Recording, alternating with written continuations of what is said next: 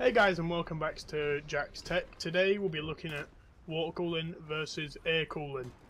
So there's only really two major contenders on the water cooling side of things. You could argue NZXT with their Kraken and X60 side of things, but it's really only Corsair and SwiftTech. These are the two major companies who have got static pressure optimized fans, which also are helpful for air cooling.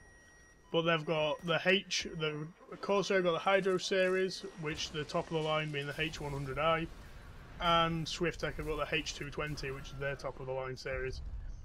But in terms of air cooling, you have Noctua and Fantex, who are the major contenders, who also take a lot of appreciation from these statically optimized fans, which help them outperform everyone. But for water cooling, as you can see, this is the H100i.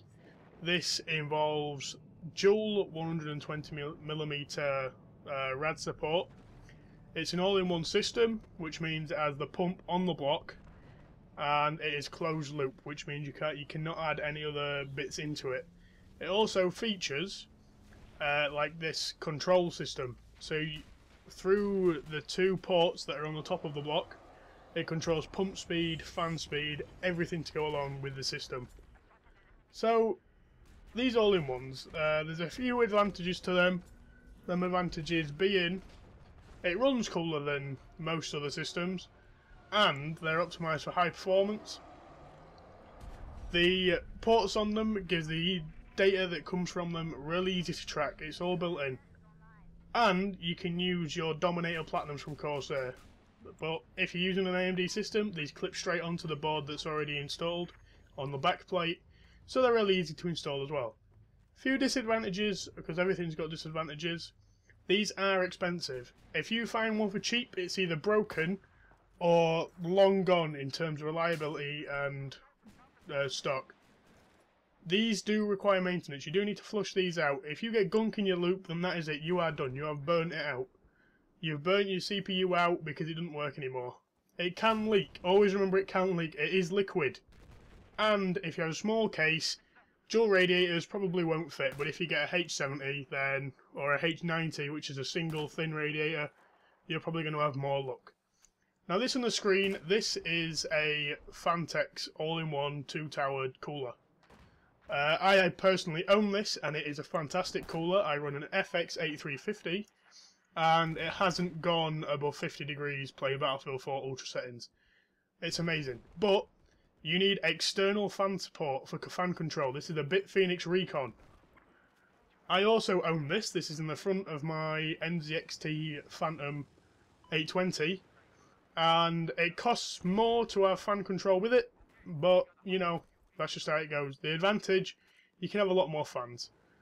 So, it can be quiet, or it cannot be quiet, depending on how it goes.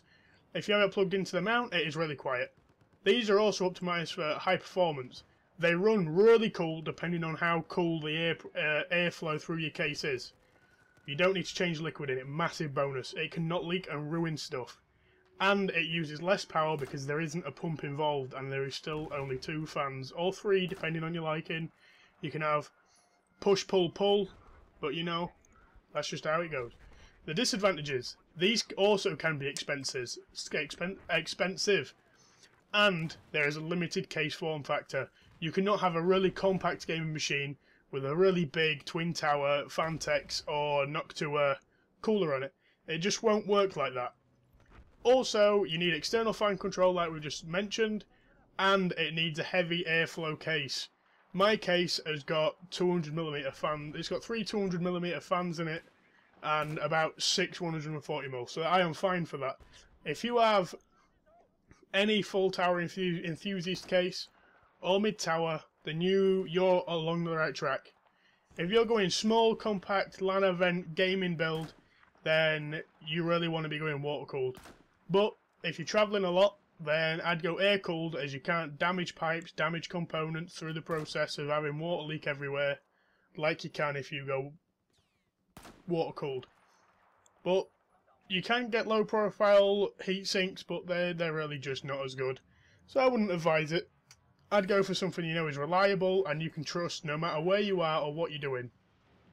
So that's it from me, guys. Remember to subscribe to Jack's Tech, and I'll see you next time.